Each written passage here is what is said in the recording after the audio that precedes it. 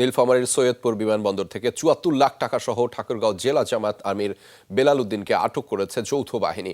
সকালে ঢাকা থেকে সৈয়দপুর যান তিনি। তার দাবি ব্যবসায়িক কাজে নগদ টাকা নিয়ে যাচ্ছিলেন। আটকের পর বুকে ব্যথা অনুভব করলে বেলালকে রংপুর মেডিকেলে ভর্তি করা হয়। ব্রিফিং করে জামায়াত দাবি করেছে পুরো ঘটনা সাজানো নাটক। জেলা ম্যাজিস্ট্রেট জানিয়েছেন টাকা জব্দের বিষয়ে মামলা হয়নি। বেলাল উদ্দিন পুলিশ হেফাজতে আছেন। বাংলাদেশের নাম্বার ওয়ান স্টিল বিএসআরএম। সকালে ঢাকা থেকে সৈয়দপুর বিমানবন্দরে নামেন ঠাকুরগাঁও জামাত ইসলামের আমির বেলাল উদ্দিন। সেখানে তার কাছ থেকে ৭৪ লাখ টাকা জব্দ করে যৌথ বাহিনী। আটক করা হয় বেলাল উদ্দিনকে। জিজ্ঞাসাবাদে বেলাল নিজেকে শিক্ষক পরিচয় দেন। জানান তার গার্মেন্টস ব্যবসাও রয়েছে। টাকাগুলো ব্যবসায়িক কাজেই নিয়ে যাচ্ছিলেন তিনি। কি করেন আপনি? শিক্ষকতা। কোন স্কুলের?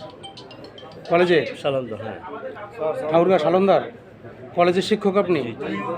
আচ্ছা, কত টাকা আছে এখানে আপনার লাগেজে? এখানে 50 প্লাস? 50 প্লাস আছে। 50 প্লাস আছে? 50 লাখ? হ্যাঁ, কিসের টাকা এগুলো? ব্যবসা, কিসের ব্যবসা করেন? গার্মেন্টস। এই ঘটনার পর কেন্দ্রীয় জামাত তাৎক্ষণিক সংবাদ সম্মেলন করে। পুরো ঘটনাটি উদ্দেশ্য প্রণোদিত এবং আইনশৃঙ্খলা বাহিনীর সাজানো নাটক বলে দাবি করেন দলটির মুখপাত্র এহসানুল মাহবুব জুবায়ের। আজকে তিনি ঢাকা থেকে গিয়েছেন সৈয়দপুর বিমানবন্দরে এবং সেখানে আইনশৃঙ্খলা বাহিনী তাকে একটা সাজানো নাটক করেছেন। তিনি তার বক্তব্য স্পষ্ট করেছেন যে আমার ব্যবসার জন্য আমি আসা যাওয়া করি, ব্যাংক বন্ধ, আমাকে কিছু লেনদেন করতে হয়, এই জন্য তার সাথে কিছু নগদ টাকা ছিল, যেটি খুবই স্বাভাবিক। এদিকে বিমানবন্দরে জিজ্ঞাসাবাদ চলাকালে অসুস্থ হয়ে পড়লে জামাত নেতা বেলাল উদ্দিনকে নেওয়া হয় রংপুর মেডিকেলে। ওনার বুকের ব্যথা আছে, ওনাকে আমরা মনিটর রেখেছি। বুকের ব্যথা আছে, সাথে সোয়েটিং আছে, ঘাম আছে এবং একটু নশেও আছে। বেলাল উদ্দিন দাবি করেন তার গার্মেন্টস ব্যবসা রয়েছে। ঠাকুরগাঁও হাজিপাড়া এলাকায় অবস্থিত সোনামণি ড্রেস হাউস নামের প্রতিষ্ঠানটির মালিকানা শাহেদা বানুর নামে। তিনি জেলা জামায়াতে আমির বেলাল উদ্দিনের স্ত্রী। শাহেদা বানুর অভিযোগ রাজনৈতিক কারণেই বেলাল উদ্দিনকে হেনস্থা করা হচ্ছে। সামনে ঈদ দেখে ঢাকা গেছে যেহেতু, তা আমি বলছি যে আমার তো কিছু কিছু আছে যে যারা হচ্ছে ঈদের আগেই আমাকে অ্যাডভান্স পেমেন্ট করে যে আমার এত পিস কুশন লাগবে, বেড কভার লাগবে, তারপরে পাঞ্জাবি, যেহেতু আমার বুটিক্সটা, আর বুটিক্সের কাজ তো একদিনেই হয় না, যেটা বিগত ছিল সেটারও পেমেন্ট করছে, যার কাছে যতটুকু কালেক্ট ছিল, আবার কেউ কেউ অ্যাডভান্সও দিয়েছে। আমার কাছে মনে হচ্ছে যে তার রাজনৈতিক যে একটা পরিচয়, এই পরিচয়টাকে নিয়ে তারা হেনস্থা করছে। আমার আব্বু এরকম কোনো কাজ কখনো করতে পারবে না। এটা টোটালি আমার আব্বুর রাজনৈতিক পরিচয়কে ইউজ করা হয়েছে। জেলা ম্যাজিস্ট্রেট জানিয়েছেন টাকা জব্দের ঘটনায় এখনো কোনো মামলা হয়নি। বেলাল উদ্দিন পুলিশ হেফাজতে আছেন। টাকাটা জব্দ করছি, পুলিশের মাধ্যমে জব্দ হয় এবং পরবর্তীতে এটা পুলিশ পরবর্তীতে রেগুলার প্রসিডিউরে পুলিশের মতো আগাবে। আমার এখানে সাময়িক ট্রায়াল করা সম্ভব হয়নি। রাহিম সারোয়ার, যমুনা নিউজ। ঘটনার দিকে নজর রাখছেন আমাদের সহকর্মী আলমগীর স্বপন। তার মাধ্যমে জানাবো। আলমগীর স্বপন, নিশ্চয়ই আপনি এই ঘটনা জানছিলেন এবং এই ঘটনার প্রভাব মূলত পুরো এলাকায় কিভাবে ছড়িয়ে পড়েছে এবং সে বিষয়ে আপনার কাছে কি তথ্য রয়েছে? রেজা, যেটি হলো যে আপনার যে ঠাকুরগাঁও জেলা জামায়াতের আমির বেলাল উদ্দিন প্রধানের আটকের ঘটনা সকাল 11টা বা দুপুর 11টার দিকে আপনার সৈয়দপুর বিমানবন্দরে ঘটেছে। এরপর থেকেই এটি ছড়িয়ে যায়, যমুনা টিভি এটি ফলো করছিল তারপর থেকেই।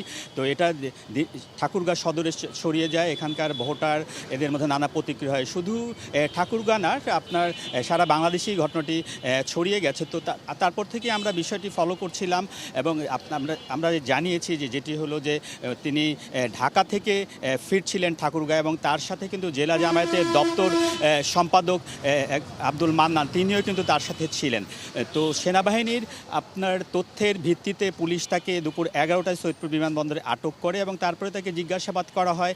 সেই জিজ্ঞাসাবাদের সূত্র ধরে তিনি বলেছেন এটি ব্যবসায়িক টাকা। তারপরে পুলিশ তাকে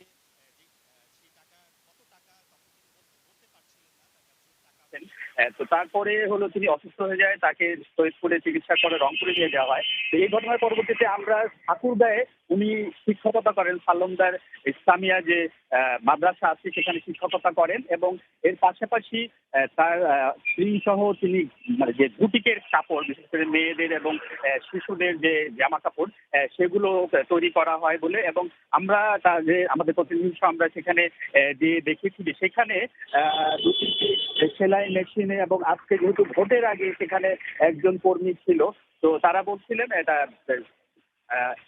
বেলাল উদ্দিনের স্ত্রী তিনি দাবি করছিলেন যে সামনে ঈদ এবং ঈদের জন্য তার এবং যেহেতু ভোটের একদিন আগে জন্য তাদের আজকে কর্মী কম রয়েছে এবং তারা শুধু ঠাকুরগাঁয়ে বিভিন্ন দোকানে তাদের এখান থেকে যে পণ্য উৎপাদন হয় সেটি তারা সেখানে সাপ্লাই করেন। এর পাশাপাশি ঢাকাতেও তারা তাদের এখান থেকে পণ্য উৎপাদন করেন, সালোয়ার কামিজ নারীদের এবং শিশুদের যে জামা কাপড় সেগুলো তৈরি করেন, সেগুলো দিয়ে থাকেন। ওই টাকা নিয়ে তারা আসছিলেন। তিনি জানেন যে ঠাকুরগাঁ সদর আসন এটি কিন্তু বিএনপির মহাসচিব মির্জা ফখরুল ইসলাম আলমগীর তিনি এখানে প্রতিদ্বন্দ্বিতা করছেন। এখানে জামায়াতের প্রার্থী রয়েছেন দেলাওয়ার হোসেন, তিনিও বিকেল 3টার দিকে একটি সংবাদ সম্মেলন করেন। সেখানে তিনিও দাবি করেন যে জেলা জামায়াতের যে আমির যিনি আটক হয়েছেন পুলিশের কাছে, তিনি মূলত ব্যবসায়িক কাজে সেই টাকাগুলো তিনি আনছিলেন আর কি এখানে। তো সবকিছু মিলিয়ে তবে বিএনপির এখানে যারা নেতাকর্মী আছে তারা বলছেন যে নির্বাচনের একদিন আগে ৭৪ লাখ টাকা এভাবে পরিবহন এবং নির্বাচনের আগের দিন সাধারণত আমাদের এখানে দেখা যায় সেটি হলো যে অবৈধ টাকা বিলি করা ভোট কেনার জন্য। তো বিএনপি নেতাকর্মীরা অভিযোগ করছেন যে এই টাকাটা আসলে এরকম ভোট কেনার জন্যই ঠাকুরগাঁয়ে ঢোকানো ছিল জেলা জামায়াতের আমিরের মাধ্যমে। এবং তারা বলছেন যে এখানে যে ব্যবসায়িক বিষয়ে যে দাবি করেছে জামায়াতের নেতাকর্মীরা, তো এখানে উনি শিক্ষকতা করেন, ওনার স্ত্রী বুটিকে জামা কাপড় তৈরি করেন। তো এই ব্যবসা সেই ব্যবসার ক্ষেত্রে ৭৪ লাখ টাকা এখানে নিয়ে আসা, এটা নিয়ে তারা সন্দেহ পোষণ করছেন। এবং তাদের অভিযোগ, বিএনপি নেতাকর্মীদের এখানে অভিযোগ যে এই টাকাটা আসলে ভোটারদের ভোট কেনার জন্যই রাতে হয়তো তারা বের হতো জামায়াতের নেতাকর্মীরা। তো কিছুক্ষণ পরেই আমরা যতটুকু জানতে পেরেছি বিএনপির এখানে যে জেলা সভাপতি এবং মির্জা ফখরুল ইসলাম আলমগীরের ভাই তিনি এ নিয়ে ব্রিফ করতে পারেন। তো আমরা সেই ব্রিফে আরো আনুষ্ঠানিকভাবে তাদের বক্তব্যগুলো শুনবো। কিন্তু জামায়াতের নেতাকর্মীরা বলছেন এটি আসলে নির্বাচনের আগের দিন ষড়যন্ত্রমূলকভাবে জামায়াতের যে জেলা আমির তাকে ফাঁসানোর জন্যই এই ধরনের ঘটনা ঘটানো হয়েছে এবং সারা দেশে জামাতকে কলঙ্কিত করার জন্যই এই ধরনের ঘটনা সাজানো হয়েছে বলে তারা দাবি করেছেন। তো সব মিলিয়ে এখানে কিন্তু মানুষের মুখে এই জিনিসটি আলোচনায় আছে যে জেলা জামায়াতের আমিরের এই আটকের বিষয়টি আমরা আসলে নানানভাবে চাঞ্চল্য তৈরি করেছে, যেমন ওই উত্তরাঞ্চলে তেমনি পুরো ঢাকাতেও কিন্তু চাঞ্চল্য তৈরি করেছে এবং সেটি আপনি আমাদের বিস্তারিত জানাচ্ছিলেন।